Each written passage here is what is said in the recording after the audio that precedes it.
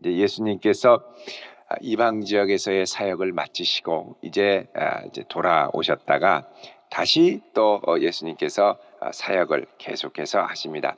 특별히 우리 1절부터 10절까지 이게 이제 칠병이어라고 합니다. 칠병, 떡 7덩어리와 2어, 물고기 2마리로 4천 명을 먹이신 사건. 이것은 이제 이방 지역에서 예수님이 베푸신 기적으로 우리가 보통 알려져 있고요.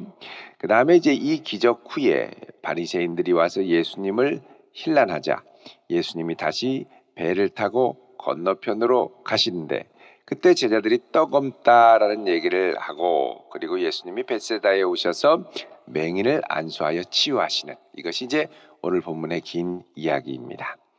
오늘 말씀 1절에 보면 그 무렵에라고 되어 있습니다. 그 무렵에 그러니까는 시간 순으로 하면 정확하게 예수께서 7장 31절부터 37절까지 귀먹고 말 더듬는 사람을 고친 직후가 아니라 그때쯤 해서입니다. 그때쯤에서 사실 그때쯤에서는 예수님이 두로와 시돈 지방으로 가셔서 기적을 이방 지역에서 베푸셨을 때였죠. 자, 그때쯤에 큰 무리가 예수님을 따라왔는데 문제는 먹을 것이 없었다 그럽니다. 우리의 삶에 양식이 떨어지면 예수님을 계속 따라가기가 참 어렵습니다. 기운도 빠지고 마음도 어렵고 요즘이 참 그런 때인 것 같습니다. 요즘에 이 사람들이 움직이지를 않으니까 이 사업하시는 분들이 얼마나 어려운지 모릅니다.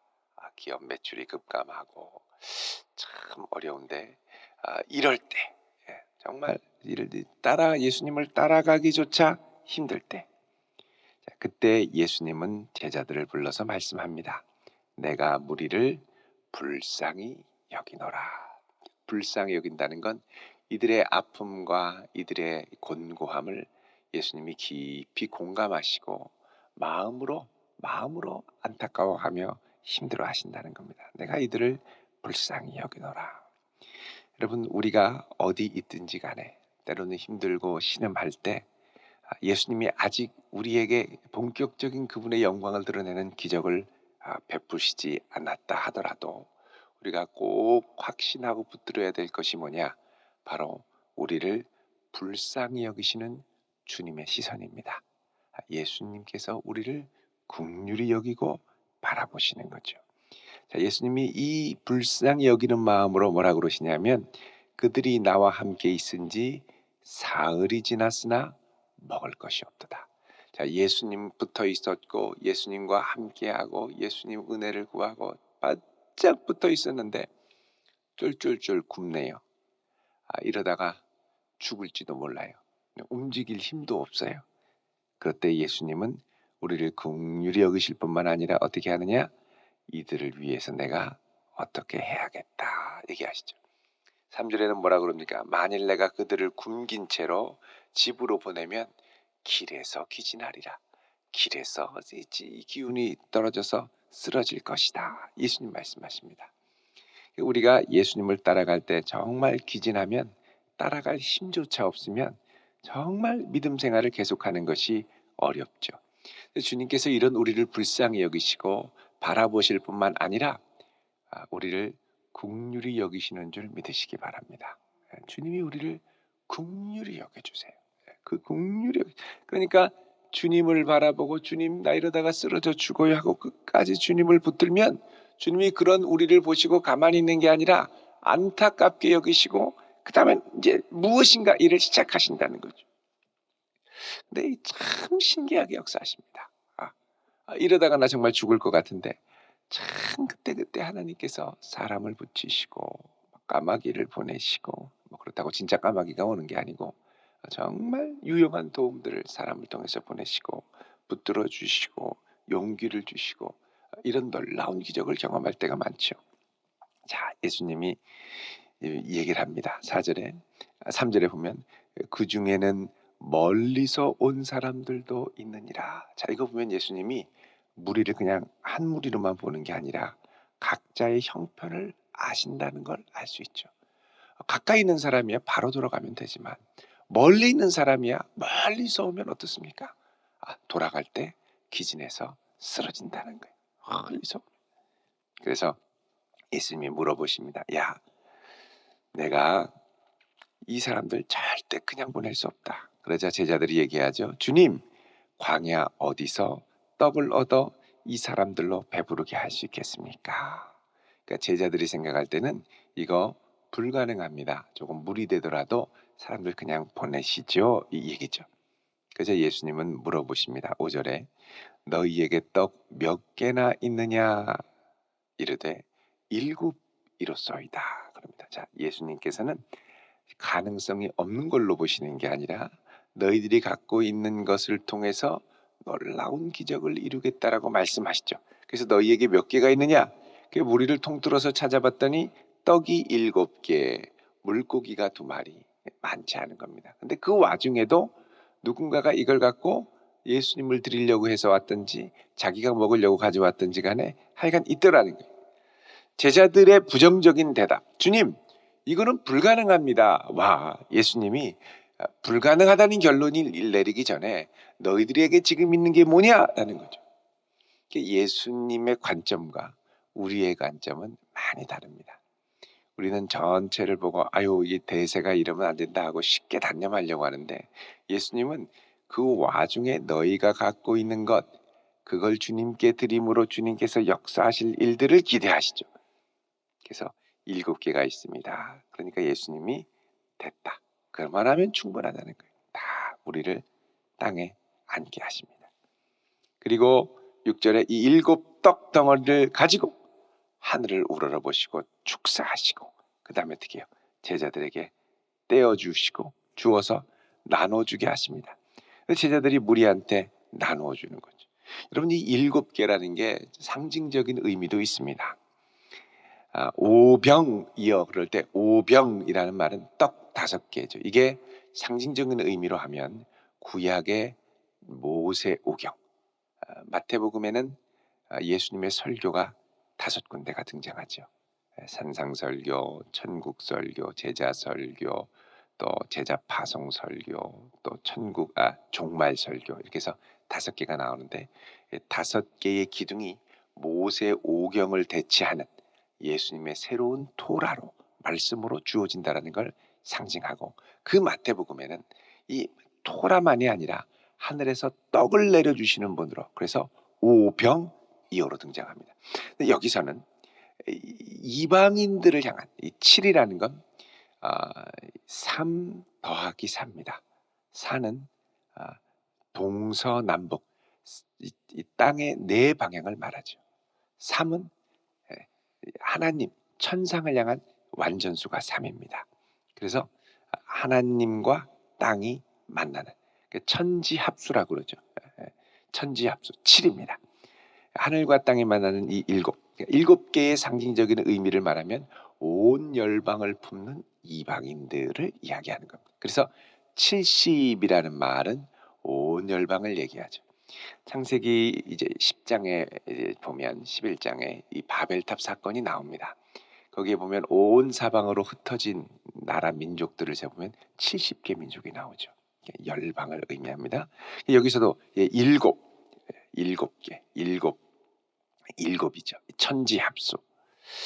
자, 이 7개를 가지고 떼어서 나눠주니까 제자들이 이제 무리에게 나눠주고 또 작은 생선 2마리가 있다고 그러죠. 7절에 보면 작은 생선 2마리.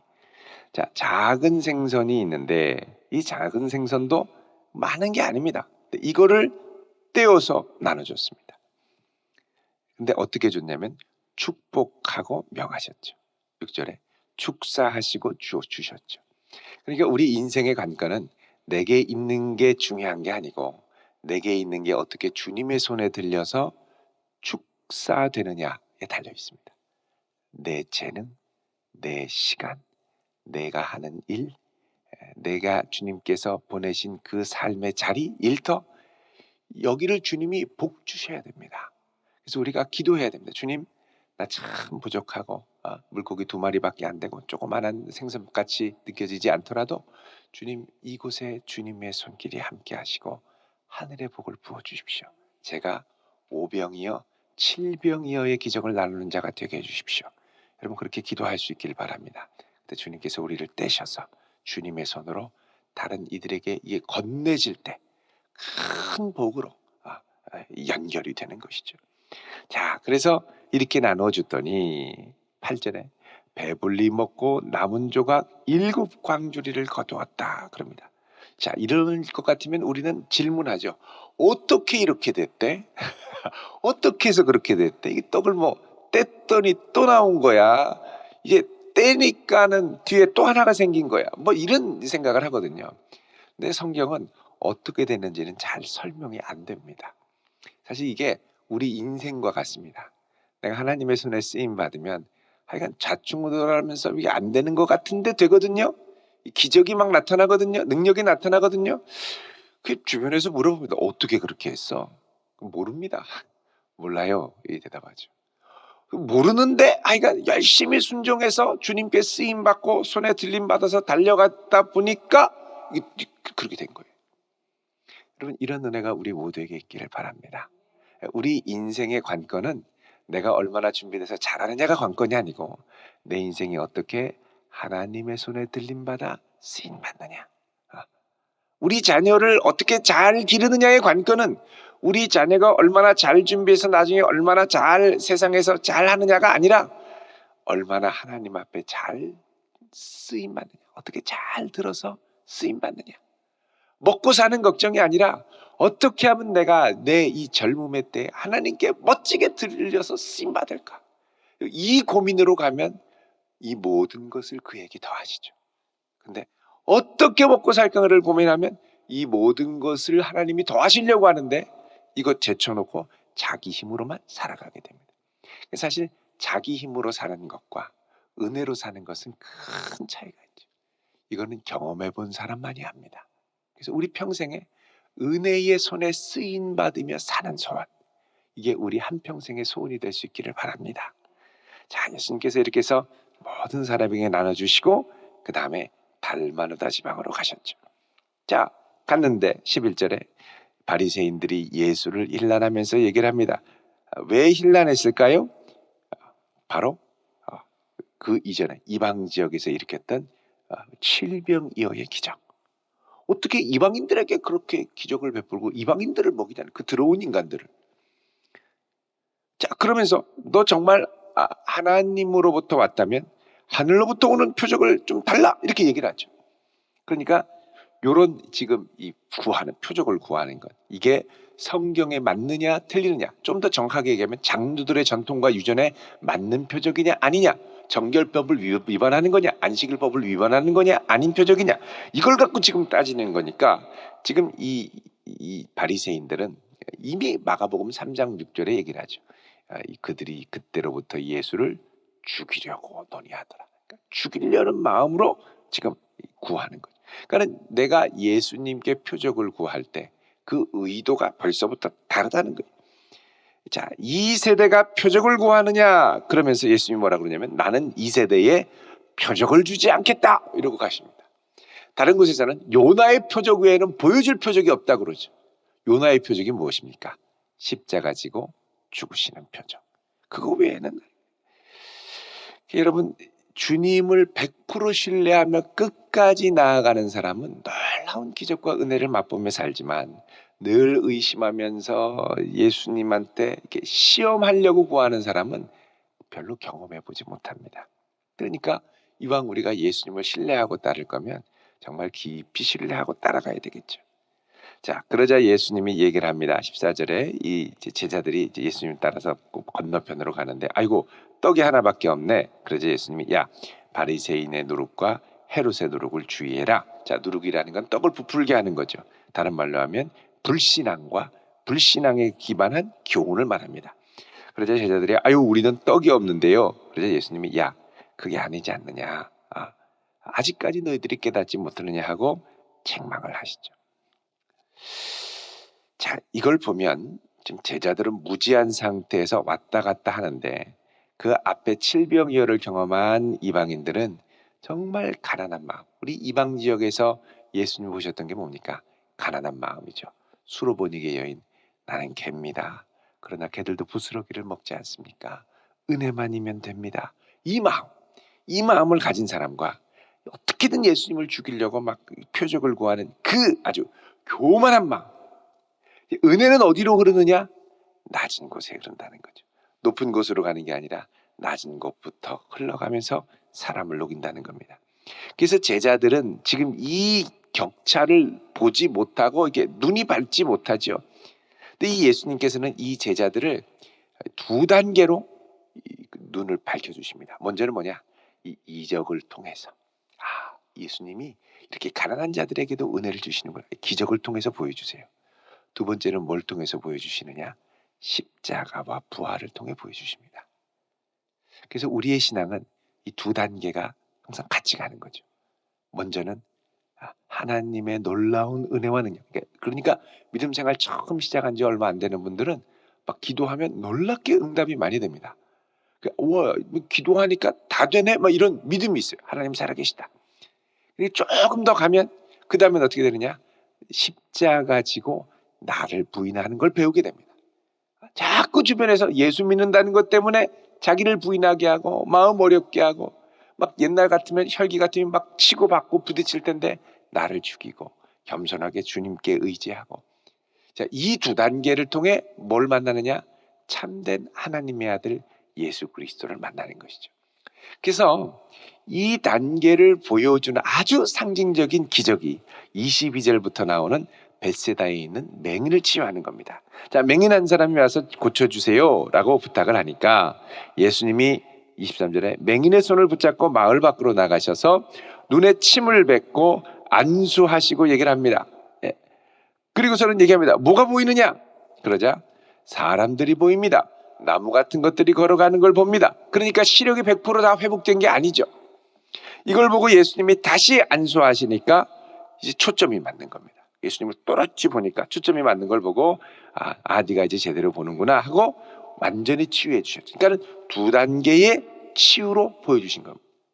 근데 이 치유의 이야기가 바로 이 급식 기적과 바리새인과 그 중간에 낀 제자들의 상황을 보고 난 다음에 나온 건 뭐냐? 요게 바로 제자들을 향해서 예수님이 보여주실 이적이라는 거죠. 자, 처음에는 예수님을 만나서 희미하게 보이기 시작합니다. 내가 보는 게 다가 아니에요. 나무 같은 게 걸어가고 이게 왜 걸어가는지 모릅니다. 주님이 내게 기적을 베푸시고 능력을 베푸시고 하나님 살아계신 걸 보여주시고 야, 이렇게 하면 무적이 되겠구나. 놀라운 능력이 있겠구나. 복 많이 받겠구나. 근데 좀 더 깊이 들어가서 다시 주님을 만나며 깊이 눈을 뜰 때 우리는 십자가 지신 주님을 만나며 나를 부인하며 주님을 사랑하게 되죠. 이게 바로 주님을 더 깊이 만나고 그분을 따라가는 제자의 부르심이 되는 겁니다. 그래서 우리의 걸음은 하나님이 함께 하시고 복 주시는 그 걸음. 여기로만 그치면 안 되고 조금 더 깊이 들어가서 나를 부인하며 기쁘게 나의 십자가를 지고 주님을 따라갈 수 있는, 이게 바로 사순절을 향한 우리를 향한 주님의 메시지임을 믿습니다. 여러분, 주님을 기쁘게 따라가되 이제는 좀 더 깊이 따라갈 수 있는, 그리고 더 깊이 볼 수 있는 그런 복된 성도 되시기를 주의 이름으로 축원드립니다. 기도하겠습니다. 거룩하신 주님, 우리의 삶이 기진합니다. 찾아와 주시옵소서. 우리에게 갖고 있는 적은 것, 적은 떡, 적은 물고기, 이것마저도 주님의 손에 붙들림 받으면 하늘과 땅의 신령한 은혜의 통로가 될 줄로 믿사오니 주여 받으시고 사용하여 주옵소서. 오늘도 주님 앞에 나와 우리의 마음을 아뢰며 끝까지 우리 주님의 험한 십자가를 붙들고 나가기를 소망하는 주님의 백성들에게 함께 하시고 이 한날도 능력의 장중에 붙드시고 영육간의 강건함으로 지켜 주시옵소서. 예수님의 이름으로 기도드리옵나이다. 아멘.